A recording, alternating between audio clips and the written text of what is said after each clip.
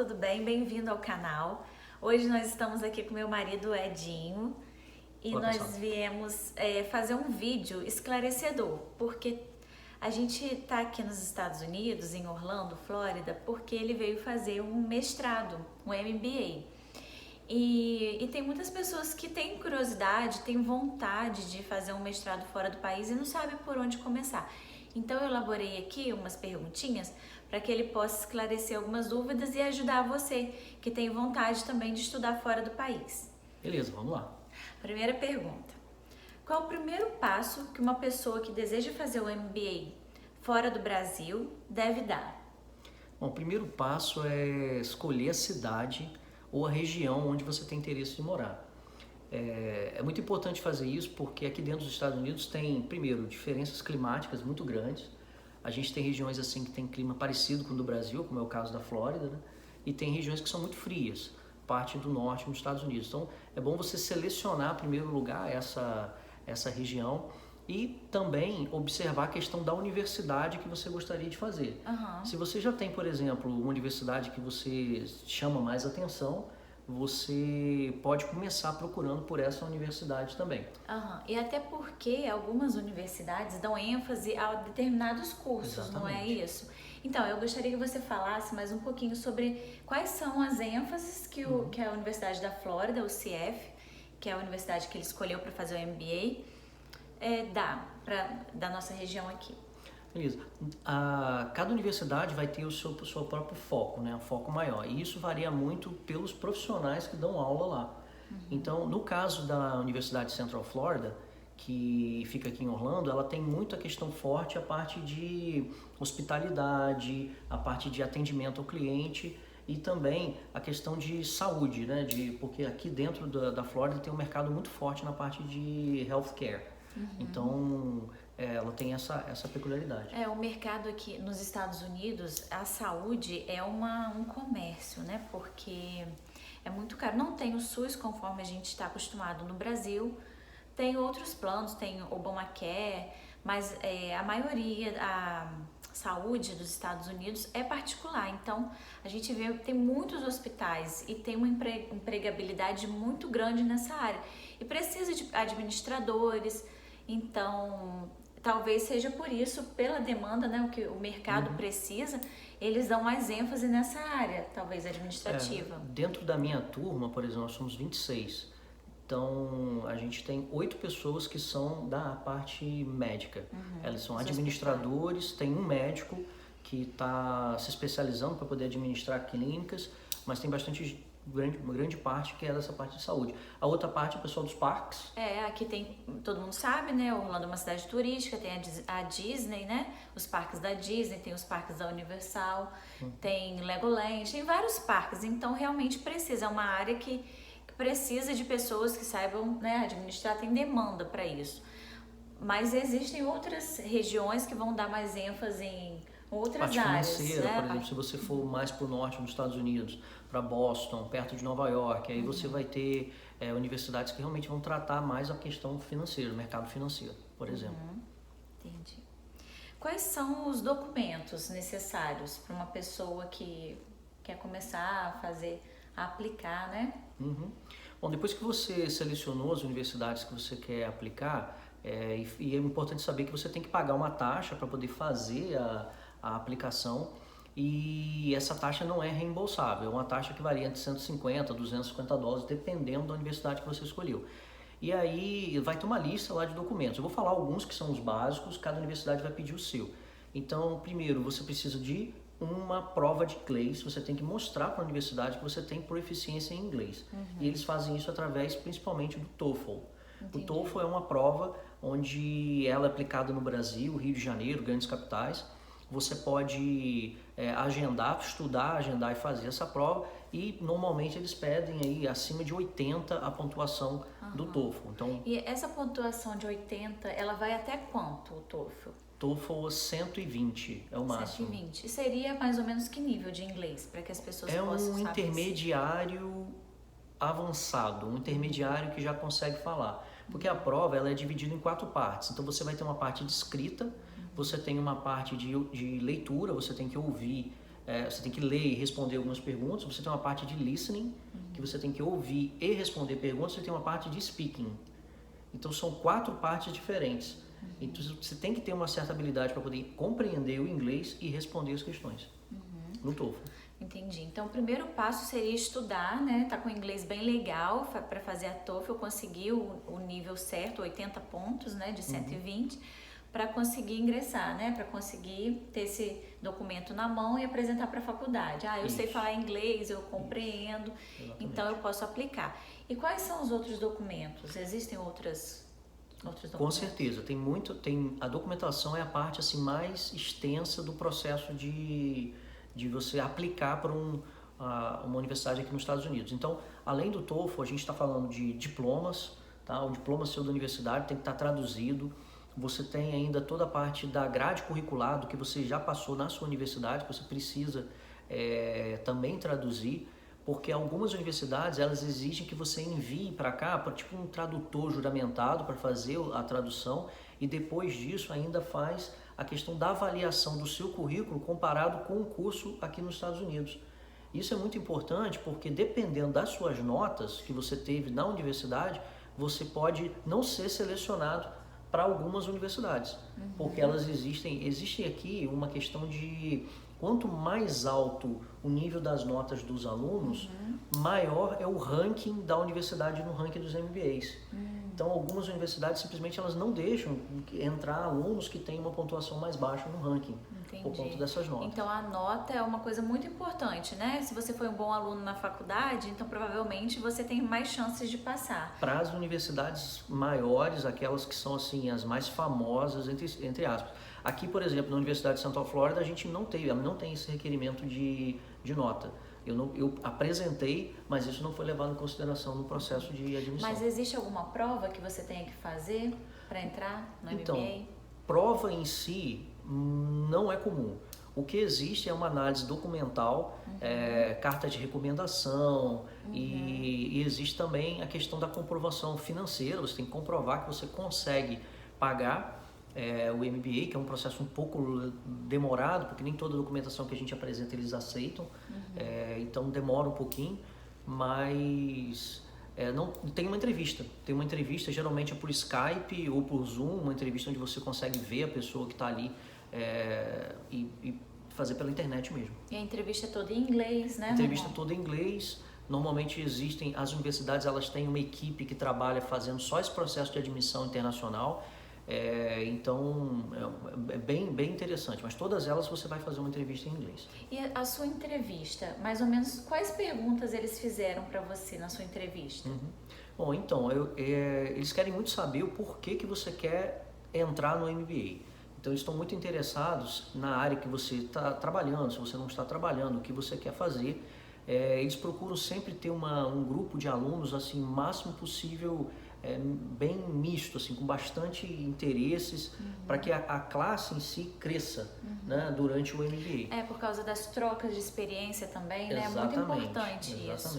Exatamente. E eu queria que você falasse mais sobre as cartas de recomendação. Existe um modelo sobre essas cartas? Quem pode fazer essa carta de recomendação? Não, legal.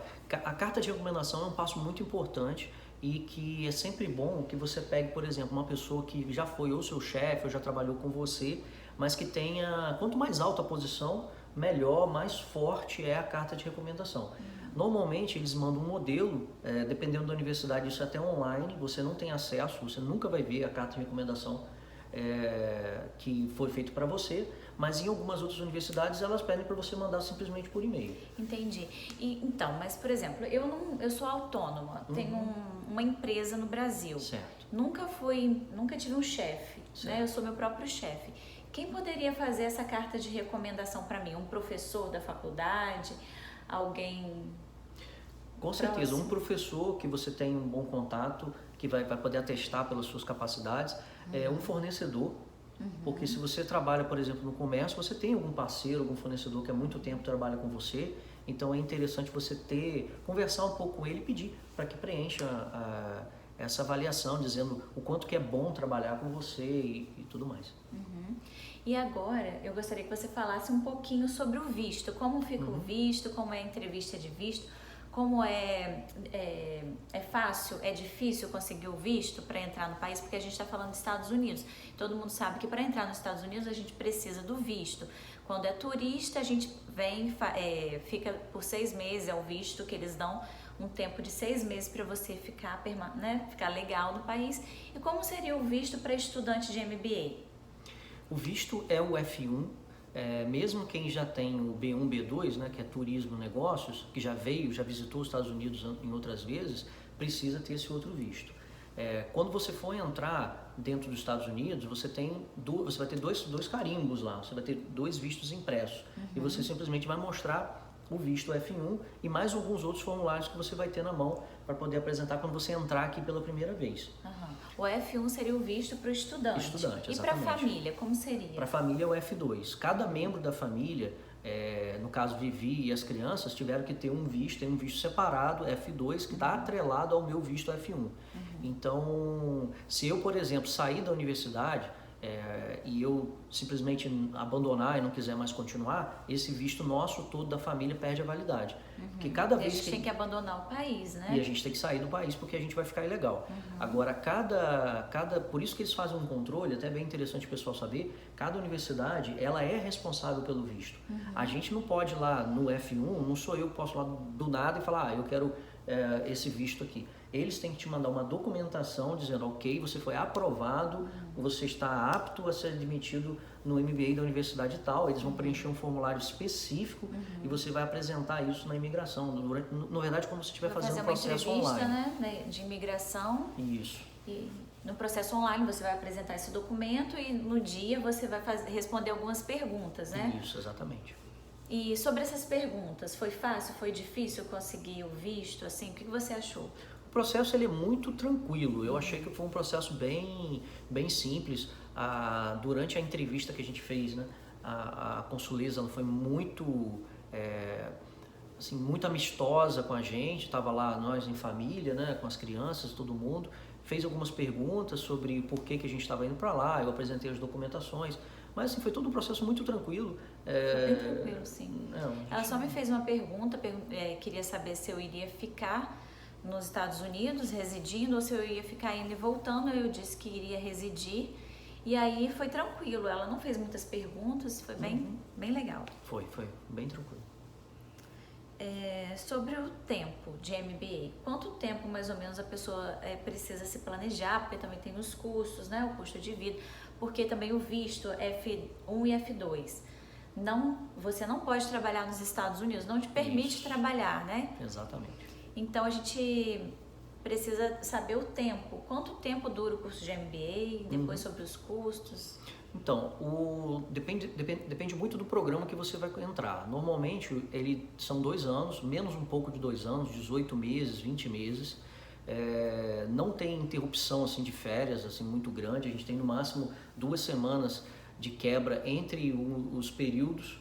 Então, e aqui nos Estados Unidos você vai ter períodos assim, você entra fall, depois você tem winter, spring, e você tem summer. Então, cada período desse... Cada estação do ano tem um período e você tem algumas matérias, né? Alguns créditos que você tem que fazer uma determinada carga horária.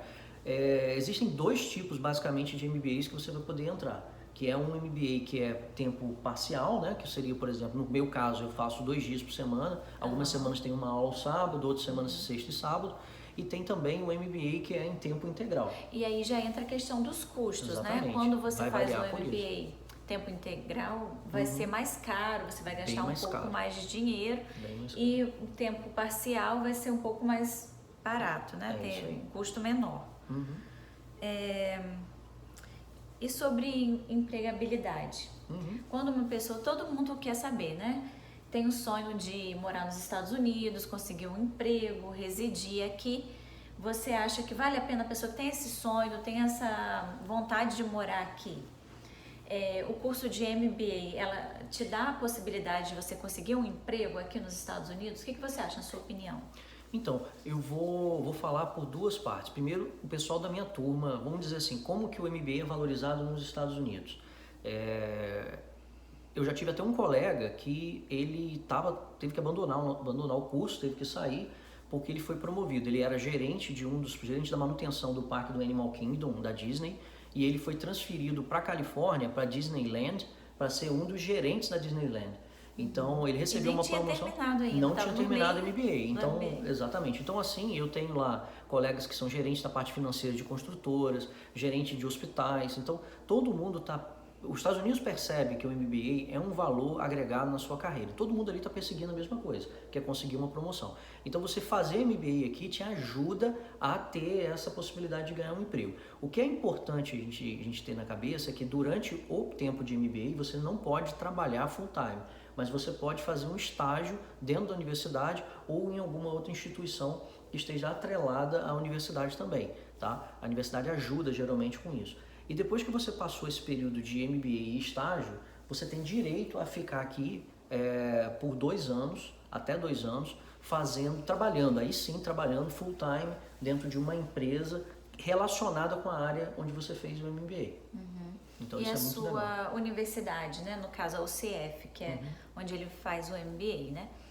Ela ajuda, tem algum programa? Você se inscreve em algum programa para conseguir um estágio? Como é que é? Como funciona a questão dos estágios? Então, no caso da UCF, a UCF é uma das maiores universidades dos Estados Unidos, né? São mais de 40 mil alunos no campus principal. Então, grande. ela tem uma estrutura muito interessante. A gente tem, por exemplo, tem feiras, né? Agora, dia 19 de setembro, a gente vai ter uma feira onde os possíveis empregadores vão estar lá e os alunos que querem estágio também vão estar. Então, a gente faz esses eventos pessoais, que o networking, que é muito legal. Outra coisa que é muito interessante é que existe uma cultura do que chama de alumni, que são os alunos que já pertenceram à universidade.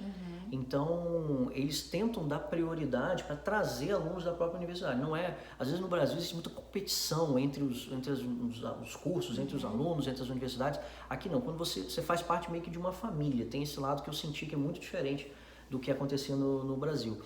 Então, além disso, você tem toda a parte online. Se você entrar hoje online dentro do site do UCF, você tem lá dezenas, centenas de vagas, tanto para trabalhos assim full time quanto para estágio também. Isso é ótimo. Então, e a respeito dos valores, você pode dar uma base mais ou menos para part-time, que seria o seu caso, né, de MBA, para quem estuda um período, não estuda full-time? Isso. Quanto se gasta? Vamos lá, isso vai depender também da universidade que você for selecionar. Então, e quanto é concorrido é esse MBA. Quanto mais concorrido for, quanto melhor for a universidade, mais considerado assim pelo ranking, né, mais caro ele vai ficar. Então, um part-time pode facilmente custar entre 35, 55, 60 mil dólares por período inteiro, né, pelo curso todo. Isso sem contar a despesa aqui de residência, aluguel e tudo isso. Então, esse seria o valor. Ou um MBA que funciona de segunda a sexta-feira o dia inteiro, que é aquele basicamente que você não consegue trabalhar, ele pode custar entre 120, 140, 150 mil dólares, dependendo da universidade. É um investimento bem grande. Eu acho o seguinte, se a pessoa tem um sonho, ela realmente tem vontade de vir morar aqui, trabalhar nos Estados Unidos, trazer sua família para cá, eu acho que o MBA é uma porta de entrada, né? Com certeza. E é fácil de você, não é tão difícil conseguir um emprego aqui, porque é valorizado, né? E vale a pena. Eu acho que se você tem esse sonho, busca e vai atrás, corre atrás que você consegue. Como a gente conseguiu estar aqui também, fazendo esse vídeo e podendo ajudar vocês. Se alguém tiver mais alguma dúvida, pode deixar aqui nos comentários que a gente vai tentar responder para vocês, tá bom? Um beijo, fiquem com Deus e até o próximo vídeo. Tchau, tchau. Tchau, tchau, gente.